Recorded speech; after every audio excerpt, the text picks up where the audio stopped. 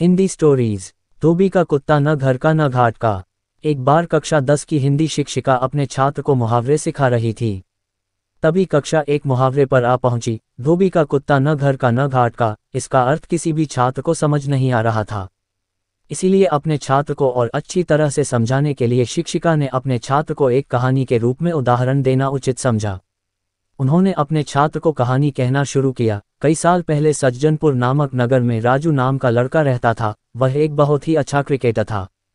वह इतना अच्छा खिलाड़ी था कि उसमें भारतीय क्रिकेट टीम में होने की क्षमता थी। वह क्रिकेट तो खेलता पर उसे दूसरों के कामों में दखल अंदाजी करना बहुत पसंद था। उसका मन दृढ़ नहीं था, जो दूसरे लोग करते थे वह वही करता था। ये देखकर उसकी मां ने उसे समझाने की बहुत कोशिश की कि यह आदत उसे जीवन में कितनी भारी पड़ सकती है, पर वह नहीं समझा।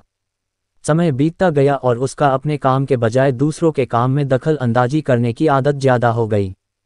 जब भी उससे क्रिकेट का अभ्यास होता था तभी उसके दूसरे दोस्तों को अलग खेलों का अभ्यास रहता था।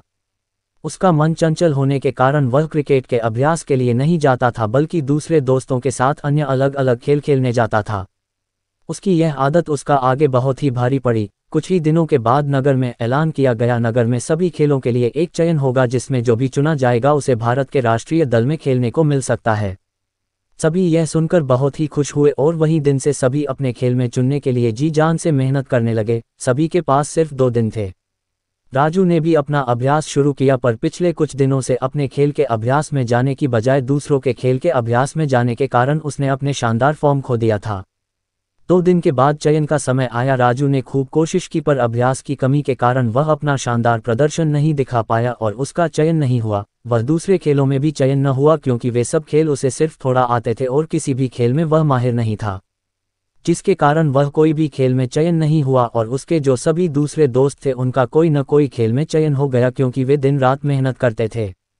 अंत में राजू को अपने सिर पर हाथ रखकर बैठना पड़ा और वह धोबी के कुत्ते की तरह बन गया, जो न घर का होता है न घाट का। इसी तरह इस कहानी के माध्यम से सभी बच्चों को इस मुहावरे का मतलब पता चल गया। शिक्षिका को अपने छात्रों को एक ही संदेश पहुंचाना था कि वे जीवन में जो कुछ भी करे सिर्फ उसी में ध्यान दे और दूसरों से विचलित न हो, वरना वह धोबी के कुत्ते की तरह बन जाएंगे, जो न घर का न घाट का होता है।